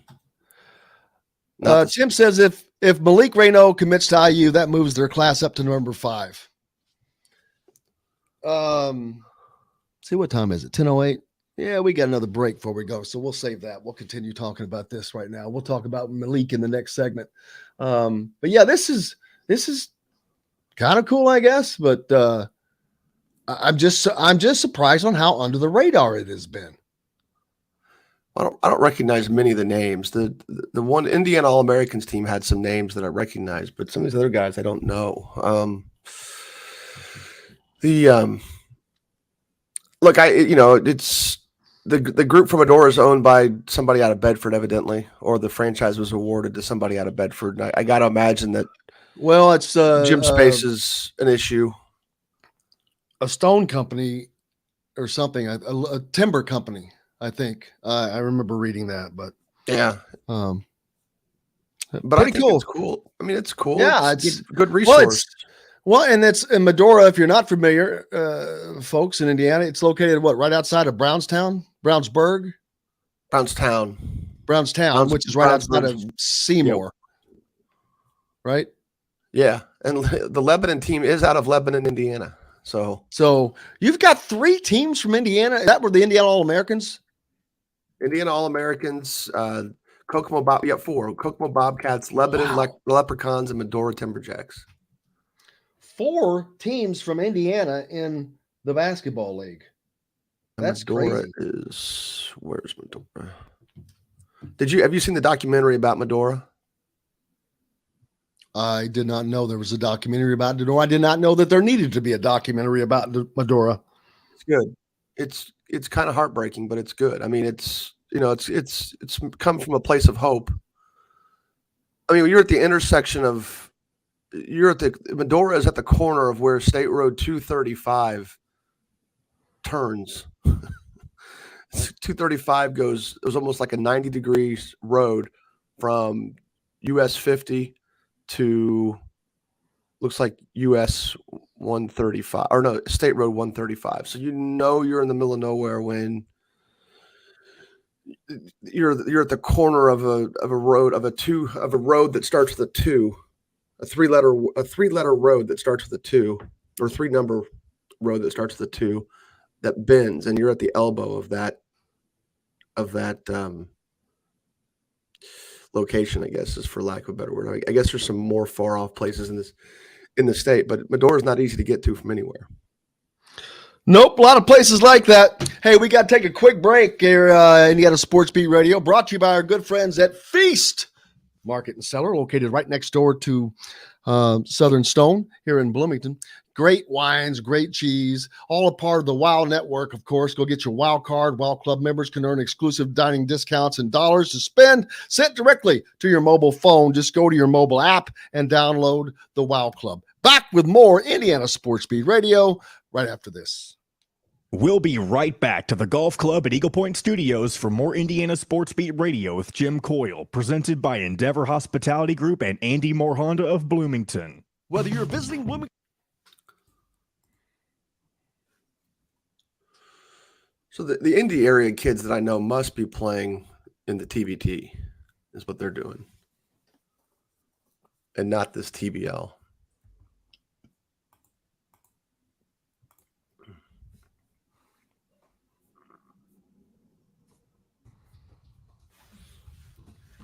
Yeah, but Jim, that Medora documentary is pretty good. What's it about? Medora basketball and the lives of the kids that are on that team. And well, what about it that made it so? I think it's the poorest community in the state. And really? Like their one thing that they have is high school sports and basketball, of course. I think that's how it's framed.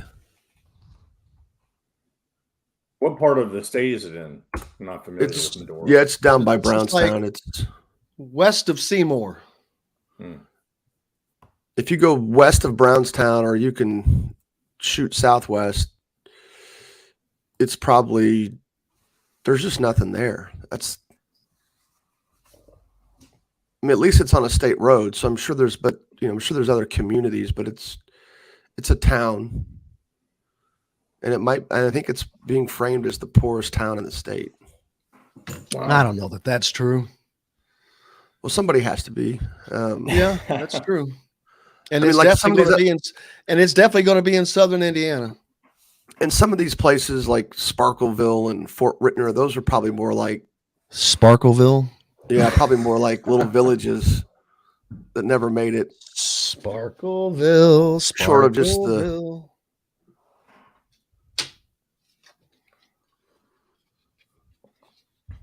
You heard it here first. I'm telling you right now, Malik Renault is coming to Indiana. Well, it was quite the full court press they put on him this weekend, wasn't it? Yeah, when you have Jalen Hood-Schifino touring you around. I'm telling you, Malik Renault will be in an Indiana uniform next year. Now, I'll say that on the air. If no one else leaves, does that mean Trace has to stay in the NBA draft? No, they'll get it figured out. No, they've got. Well, they don't know. They have an open scholarship. Yeah, they do right now. But right now, I'm saying if Malik takes it, you don't have that. No. Well, if Malik takes it, that's 13 with Trace. Yeah, you haven't. Oh, that's including Trace is still there. Okay, I didn't know that included Trace. Trace's scholarship is not open as of right now. He's still taking it. They have an open scholarship.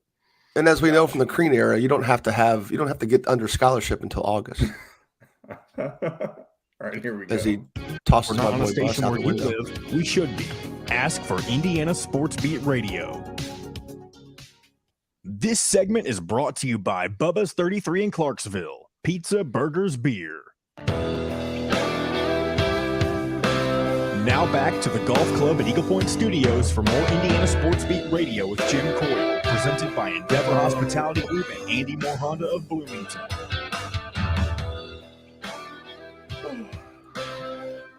Welcome back, Indiana Sports Beat Radio here on this Monday. Jim Reamer from Courtside, Indiana with me. Jim Coyle here as always, brought to you by our good friends at Bubba's 33 in Clarksville. Make sure you stop by when you're down there. It's right off of I-65. Pizza, burgers, beer. Kenneth asks, is it legal for players with NIL deals, NIL to not take a scholarship? I can stop right there. NIL has nothing to do with the scholarship. Yeah. It cannot include that they play for a certain school and cannot include that they are enrolled in a certain school. So they cannot be, or supposedly not enticed to be at that certain school. He's asking, can a scholarship player give his scholarship up and effectively be a walk-on? And the answer is no. Yes, he can. Can? Yes. Again, NIL has nothing to do. No, that's not what he's not saying. That he's saying that somebody, like say somebody who get that. You don't have to be a scholarship athlete to get an NIL deal. No. He's asking, ignore the NIL. He's just saying, let's say somebody makes a ton of money off. I'm talking about the scholarship. You don't have to be a scholarship athlete. Yeah, but he's just asking, can the players stay? Like back when they were talking about Cody Zeller. When I think he means, can he become a walk-on? Yeah. Oh, again, you do not have to be a scholarship player. No, he's asking about his ability to be on the team, not his ability to get an NIL. Well, as a walk-on, he could be, yeah. He's okay. Ignore the NIL. Ignore that part of it. I'm not even talking about that. I know I'm talking about a scholarship. Put his question back up. Can you put his question back up there? Is it legal for players with NIL deals to not take a scholarship and open up space for other players? Meaning, I'm assuming that means to be a walk-on instead of a scholarship player. Right. Is that okay? Ignore the NIL part. I'm not talking about the NIL deal. Right. Scholarship has not. Yes, you can ignore anything you want. You can do whatever you wish. If you want to be a walk-on, you can be a walk-on. I don't think you can give up a scholarship and be a walk-on. Of course you can. It happens it used to happen all the time. That's how coaches would make room on rosters. Absolutely, you can give up a scholarship. That's your right. It's your right to take it or to not take it. You can absolutely not take the scholarship and give it up. People have done that in the past. But yes, to answer your question, it is allowable for players with NIL deals to do basically whatever they want. It's not tied to a school legally. It is, but it's not legally, if that makes sense. Hoosiers for Good is NIL, and yes, they're doing people for Indiana, but they can't require that they go to IU. I don't think Yeah, you're understanding, Jim. No, I don't think he cared about. I think he was suggesting that somebody who made a lot of money off NIL would then be okay with giving up his scholarship to let somebody else come on board. So now you're asking if it's okay with the player then. Yeah. I thought you were saying, is it allowable? It's certainly allowable. This has been discussed on the boards too. And it was discussed back when IU was oversigned when they had Cody. Now I get what you're talking about. Now you're going to say, would that guy that's making the money be okay giving up his scholarship? Right. Well, I'm not saying he would, but is it allowed? Yes, it is absolutely allowable. Can someone give up a scholarship? Absolutely, they can. Now, whether they would like it or not, that's a different question.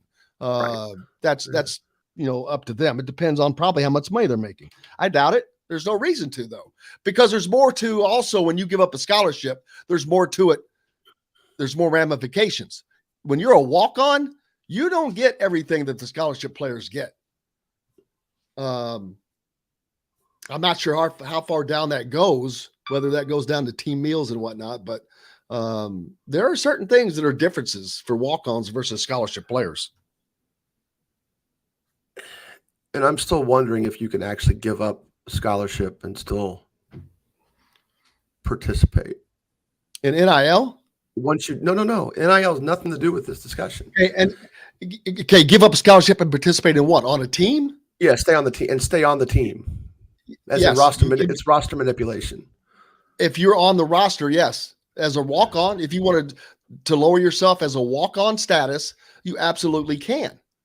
You do not have to accept a scholarship. There's nothing that says you have to accept a scholarship. Nothing. He can get Pell Grants. He can pay for it himself. He could have somebody else pay for it. But yes, it's a different world. But you've always been able to give up a scholarship. That was ever not able to be done. It's happened in the past where you have a guy that's at that number 12 or 13 guy who's a local guy, and a coach has talked to him and, hey man, I need you to be a walk-on this year. And a lot of times if it's they help them financially and other ways, but that is happened multiple times. This is a follow-up from the same guy. I don't know if he's clarifying, but this is what he followed up with. If the player chooses, like Trace, covered his tuition to allow someone like Dennis to join with Reno or Antoine Davis. So are you asking if Trace Jackson Davis gives up his scholarship to allow someone else to take it? That's how I'm understanding that, right? Right. That's what he's asking. Yes. And I guess, yes. I guess and yes. And yes. And yes. Absolutely. 1,000%. Yes. I don't know who would have done it. But that you would have to then kick off one of the walk-ons. No, you can have unlimited walk-ons. I don't think. Yeah. I don't know. You could have unlimited. Yeah, you can have unlimited walk-ons. I did not know that.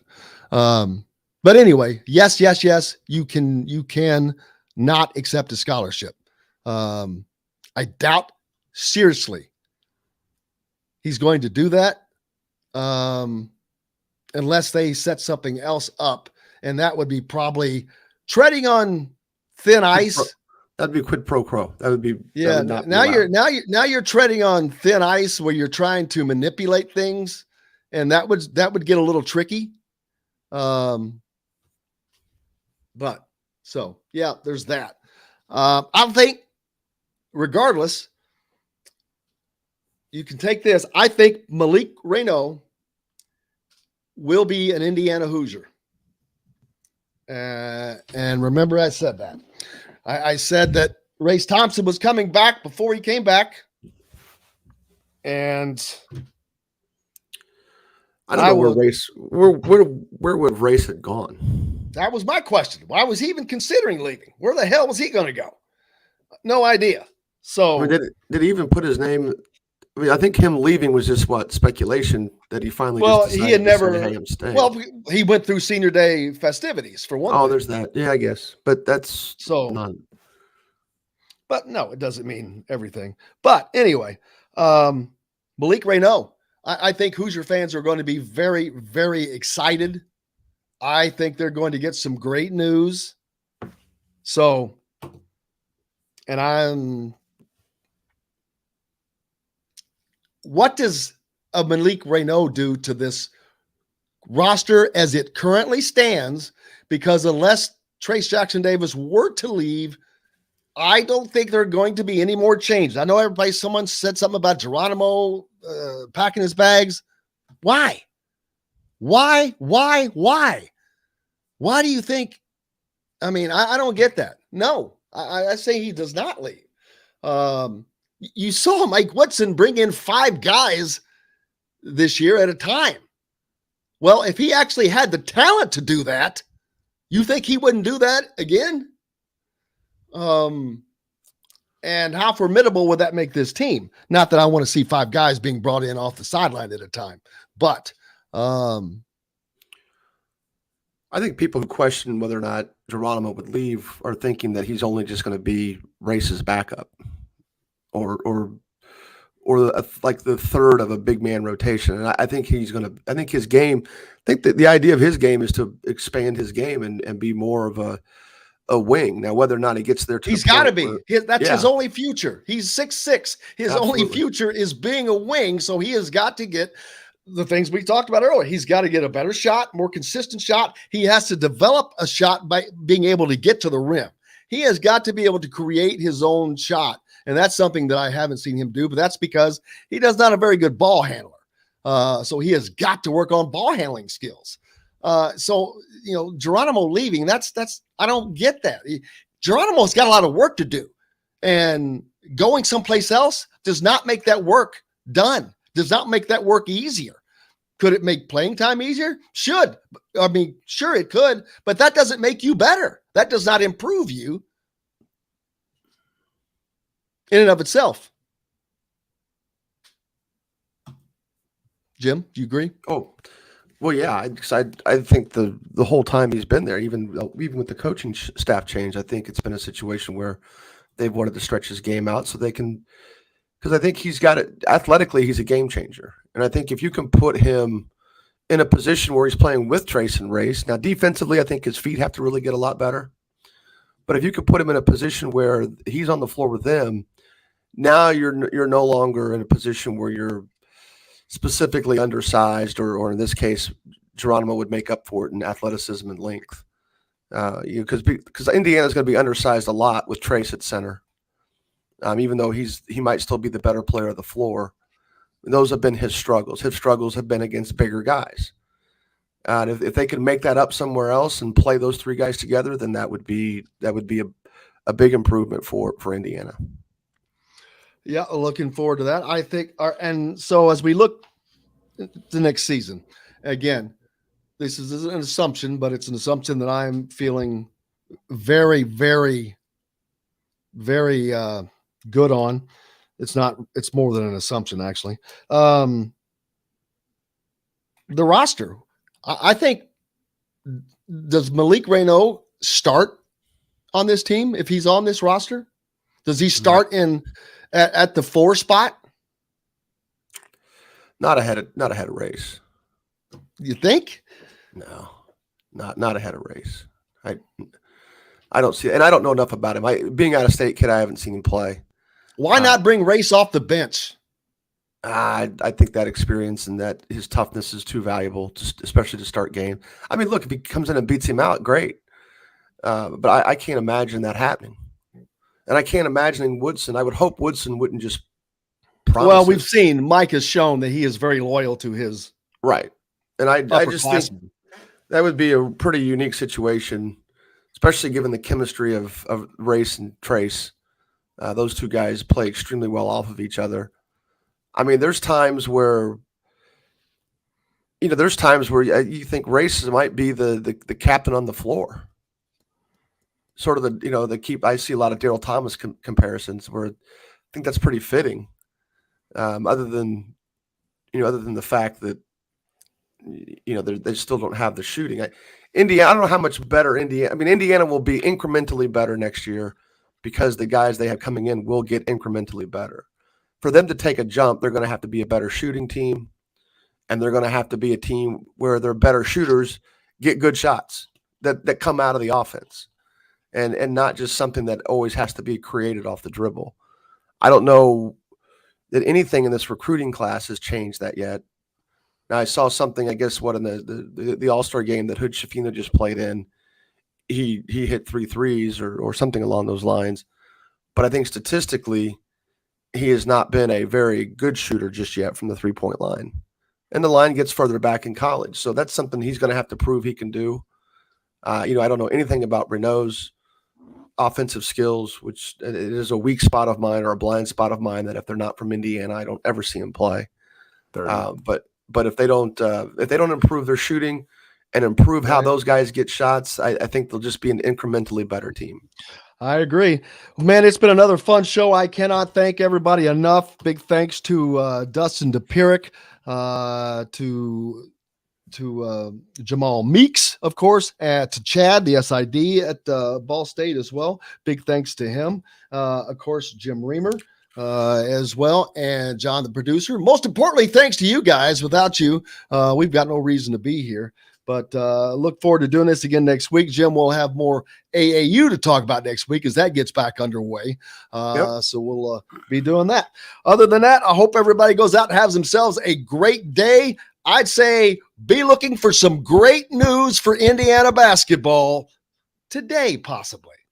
Until then, I'm Jim Coyle. I will see you on the radio.